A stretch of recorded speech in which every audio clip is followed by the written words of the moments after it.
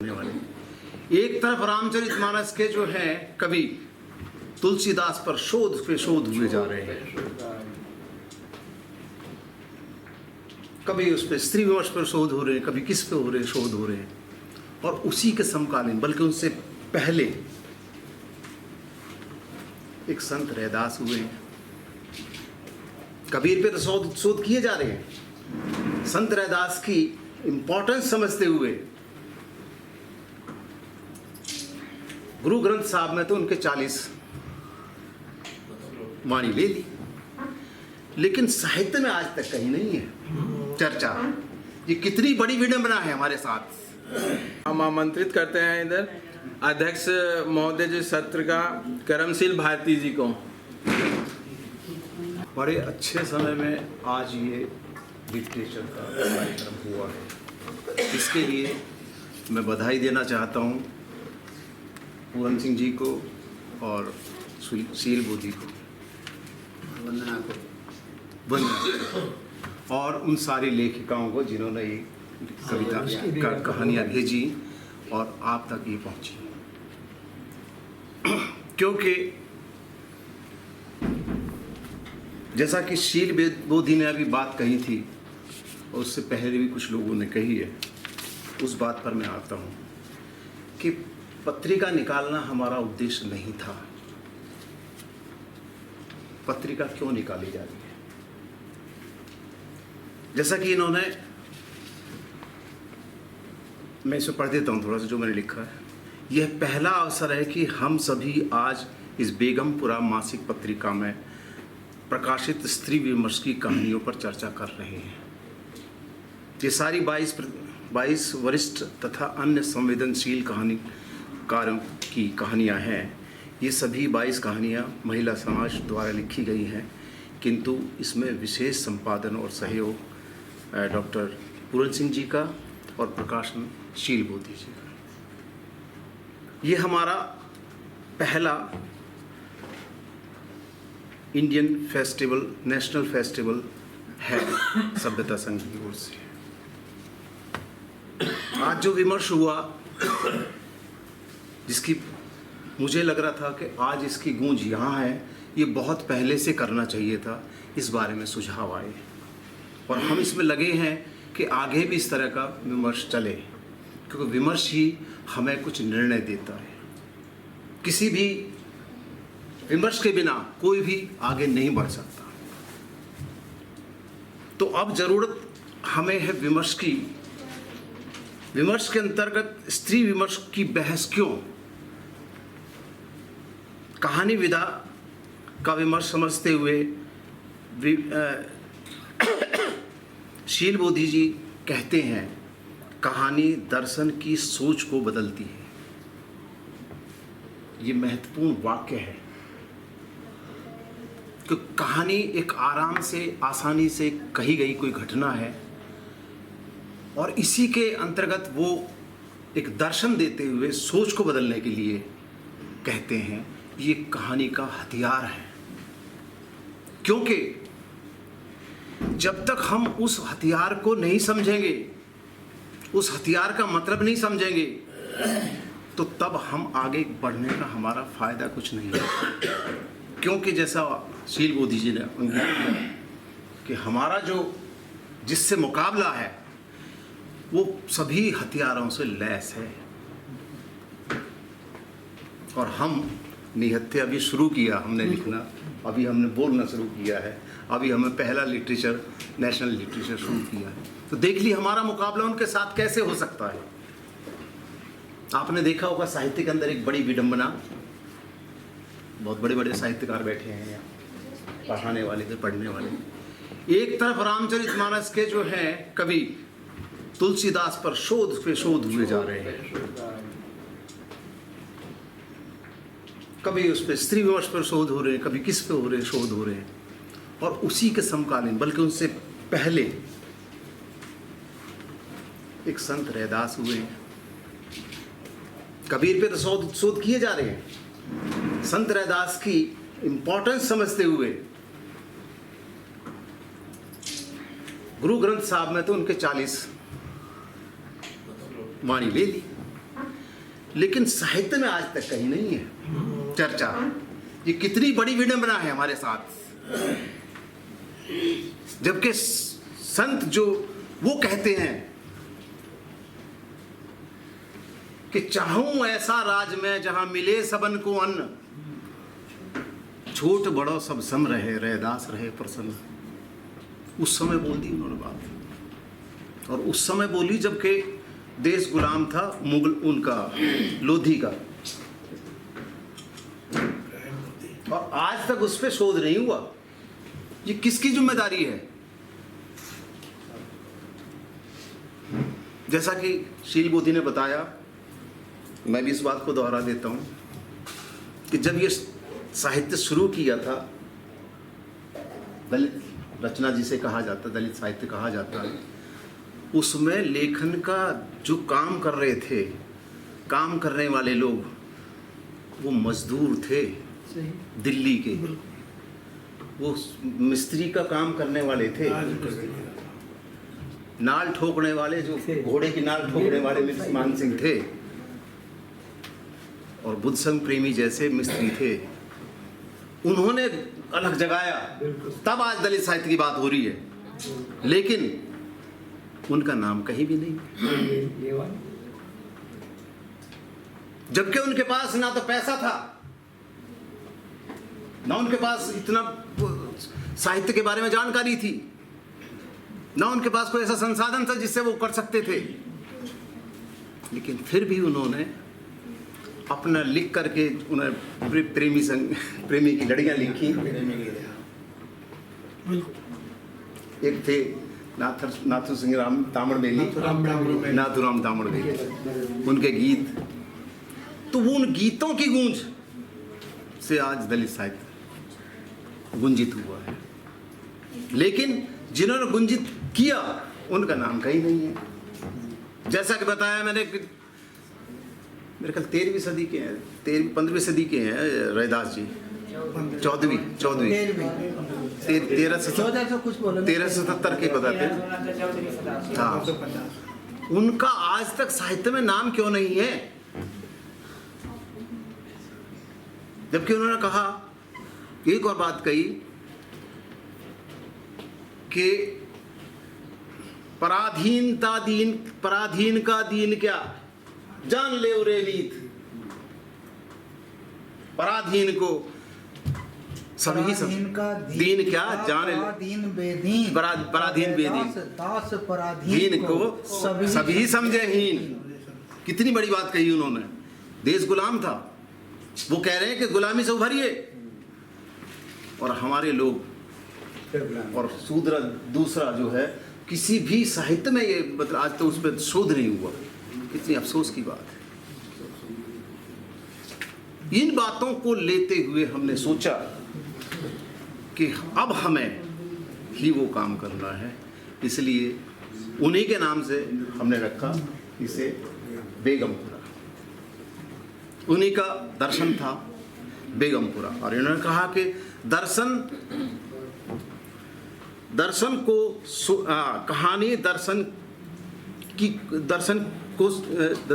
के सोच बदलती, दर्शन की सोच बदलती है। कहानी से हम किसी के सोच बदल सकते हैं, ये दर्शन है। उसी के लिए बात कह रहे हैं। तो हमें ज़रूरत उन चीज़ों की है जो परंपरागत कहानियाँ चली आ रही हैं, उन कहानियों में वो सोच नहीं है जो हमें होनी चाहिए। उस सोच को पैदा करना हमारा दायित्व है और हमारी जिम्मेदारी है। इसीलिए हम ये सम्मेलन कर रहे हैं, लोगों को जगाने का काम कर रहे हैं, लोगों को बुलाने का काम कर रहे हैं, और घर घर जा कर के कोशिश करते हैं इससे बात हो। जबकि हमारे पास ना पैसा है और ना आगे कुछ हमारे पास संपत्ति, इस तरह की संपत्ति। जब तक आप लोग हमें सहयोग नहीं करेंगे तो आगे कारवां बढ़ेगा कैसे? बुद्ध का वचन, बुद्ध का जो वाणी है, घर घर तक पहुंचेगी कैसे?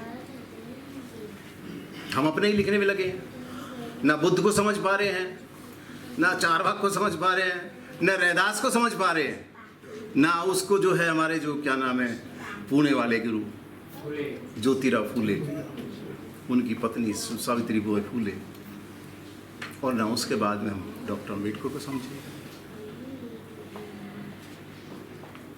कितनी, जैसे बताया उन्होंने, और ये बात सत्य है कि विचारधारा एक यात्रा करती चली आ रही है बुद्ध से लेकर आज तक, लेकिन हमारे घर से सीधी निकल जाती है,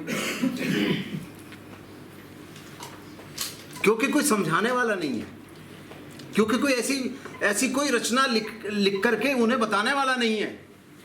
दिक्कत ये है, हमें उन शब्दों को जो आज भी हमारे साहित्यकार लिख रहे हैं, उन शब्दों से कुछ बात नहीं बनेगी। जैसे दुर्भाग्य शब्द है, हमें बदलना पड़ेगा। सौभाग्य शब्द है, उसे नहीं रखना, वो हमारा साहित्य नहीं है, हमारा शब्द नहीं है। शब्दों की लड़ाई है ये। आत्मा को अंतर्मन में नहीं बदल पाए हम लोग अभी तक, अभी भी आत्मा। वही तो बता रहा हूँ ना, आत्मा शब्द हमारा नहीं है, जन्म हमारा शब्द नहीं है। बहुत सारे ऐसे शब्द हैं, भाग्य भगवान नहीं है, उनको हम अपनी कहानियों में, कविताओं में, इनमें लेके आ रहे हैं। तो हम लेखक कहाँ हुए?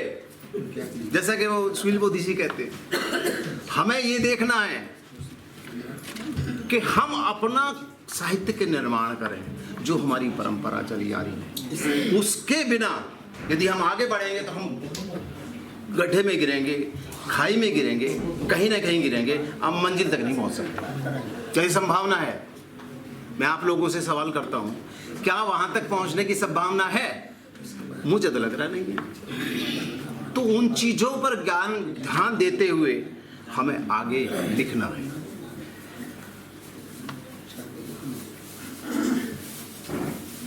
अभी रास्ता बहुत लंबा है और समय बताया मैं बहुत कम है, लेकिन हमारे हौसले, जैसे उस कहानी में लिखा है, हमारे हौसले नहीं टूटे हैं। और जिस दिन हौसले टूट जाएंगे तो फिर हम कुछ नहीं कर सकते। हौसले नहीं टूटे हैं और विचार को नहीं हमने छोड़ा है। इन दोनों चीज बन के हम मंजिल तक पहुंचेंगे, ऐसा मेरा मानना है। तो अब हमें उस जो कहा गया है उसको आगे ले जाने के लिए एकजुट हो करके, एक, जैसे बताया इन्होंने, एक समर्थक होता है, एक विचारक होता है। जब तक विचार, जैसे बाबा साहब ने भी कहा, एक बात कहा कि कोई भी विचार ज्यादा दिन तक जिंदा नहीं रह सकता यदि उसको आगे ना बढ़ाया जाए, या उसके समर्थक ना पैदा हो, या उसके जानकार, उनको मानने वाले ना पैदा हो, तो वही खत्म हो जाएगा। तो विचारों को हम आगे बढ़ाने के लिए प्रेरणा दें, तभी आगे जाएगा विचार। नहीं तो एक किताब में लिख करके, अब जैसे बाबा साहब ने अंतिम किताब कौन सी थी उनकी, बुद्ध और उनका दम थे। वो किताब हमने खरीद ली, चाहे उसका कीमत कितनी भी रखी, और अपने घर में लाकर रख दी, क्योंकि हम बहुत बड़े बुद्धिस्ट हो गए, हम बेटवादी हो गए, और उसका पन्ना एक नहीं खोला आज तक हमने। तो विचार तो हमारे परिवार में आएगा नहीं, ना हमारे मन में आएगा, ना हमारे परिवार में आएगा, ना हमारे बच्चों में आएगा। तो हमें वो विचार को पढ़ना है और पढ़ के बताना है कि ये विचार, मनन करना है पहले कि बाबा साहब ने सही बात कही, गलत कही है, हो सकता है वो भी गलत कर सकते, लेकिन हमें उस बात को सोचते हुए कि इतना बड़ा पढ़ा लिखा आदमी जो उस समय का, जिसने संविधान लिख दिया, जिसे आज कह रहे हैं सिंबल ऑफ नॉलेज, कितना बड़ा काम है, उन पर सवाल करने से पहले सोच तो लो, पहले विचार देखो। उन्होंने कहा कि गुलाम को गुलामी की पहचान करवा दो, वो खुद विद्रोह करेगा। उन्होंने अपनी एक एक चीज लिखी, एक एक जो कोटेशन लिखी, उसमें ताकत है, उसी पे बात कर लो, उसी को आगे बढ़ा दो, तभी हम समझेंगे कि बाबा साहब के हम किसी तरह से कार्यों में छोटा सा योगदान दे सकें। तो हमारा विचार ये है कि शब्दों को और विचारों को बदलने की ज़रूरत है। विचारों को उससे प्रामाणिकता से और विचार वर्णन करके उसे आगे ले जाने की ज़रूरत है। जब तक विचार आगे नहीं जाएगा तो साहित्य कैसे जाएगा या दर्शन कैसे जाएगा और हम आप तक कैसे जुड़ेंगे। तो कुछ बातें इतनी प्रामाणिक जो हैं उन पर हमें बात करने की ज़रूरत है, क्योंकि ये हमारा पहला प्रयास है। जो भी रहा आप सफल मानो या असफल मानो, ये इसमें आप मनन कर सकते हैं, लेकिन इस तरह का हमें आयोजन करेंगे। शील मोदी जी ठीक कह रहा हूँ ना मैं? करते रहने चाहिए। और आप लोगों का सहयोग मिलेगा तो करते रहेंगे, क्योंकि जब तक हम उन विचारों पर कुंडली मारकर बैठ जाएंगे तो विचार बढ़ेंगे नहीं आगे। उनको हम आगे निकालेंगे। किताब जो आई उन पर पढ़ के आपको बताएंगे, और जो शब्दों के बारे में बताई मैंने, शब्द मुहावरे और जो व्याकरण है, बहुत सारी चीज़ें बदलने की ज़रूरत है। डिक्शनरी तैयार करनी चाहिए। डिक्शनरी भी तैयारी की जाए, ये सही आपने किया है, डिक्शनरी तैयारी की जाए, क्योंकि जो वर्तमान में जो चल रहा है वो सब वही उसी ढर्रे पे चल रहा है। मतलब अपनी बात कह रहे हैं जरूर है, जो अच्छे हैं उन्हें एक्सेप्ट करना चाहिए। हाँ, अपनी बात मतलब कह रहे हैं, सबकी वो है पीड़ा है कि उनके साथ, हाँ, उनके साथ शोषण हुआ है, अन्याय हुआ है, प्रताड़ना हुआ है। सारी कहानियों में, किसी भी कहानी को उठा के देख लो, उसमें किसी में किसी तरह से हो रहा, किसी में बाप के द्वारा हो रहा, किसी में बहन के द्वारा हो रहा, किसी कहीं। कहानी में बात नहीं कर रहा मैं, क्योंकि कहानी तो आप सब पढ़ ही लो, लेकिन कहानी का शिल्प देखना है, कहानी के शब्दों को देखना है, कहानी के हमें मुहावरों को देखना है। यदि मुहावरे बहुत पुराने वाले लेके आओगे तो उससे जैसे बात एक जगह आई अग्नि परीक्षा, एक जगह कहा कि भाई तुम्हें अग्नि परीक्षा देनी होगी। अग्नि परीक्षा हमारा शब्द नहीं है, न हमारा शुद्ध अशुद्ध की बात है। हमारा तो जैसे बताया उन्होंने वास्तविक, स्वास्तिक और जो है क्या आस्तिक, आस्तिक, नास्तिक और स्वास्तिक। तो स्वास्तिक बन के चलिए, क्योंकि बताया रास्ता वही है, मध्यम मार्ग का जो बुद्ध ने बताया रास्ता वही है, उसी पे चल के हम समाज का अपना कल्याण कर सकते हैं।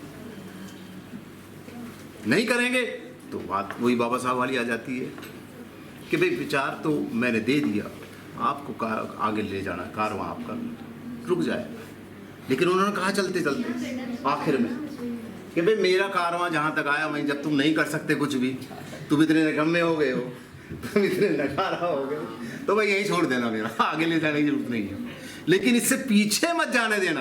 अब वो कारवां पीछे जा रहा है। बिल्कुल।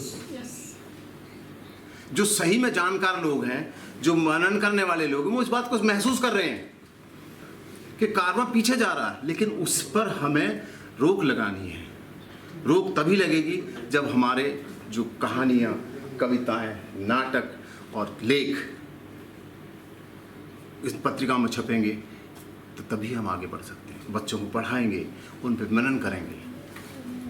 इसका कारण एक भी पत्रिका का एक कारण और था कि आपको मालूम है कि जितने भी जो विश्वविद्यालयों में पढ़ रहे हैं, जो पीएचडी करने वाले हैं, ये वो लोग हैं, उनकी कहानियाँ जो है, उनकी वैसी कहानियाँ होंगी जो उनको पसंद आएंगी, वो तो छाप देंगे।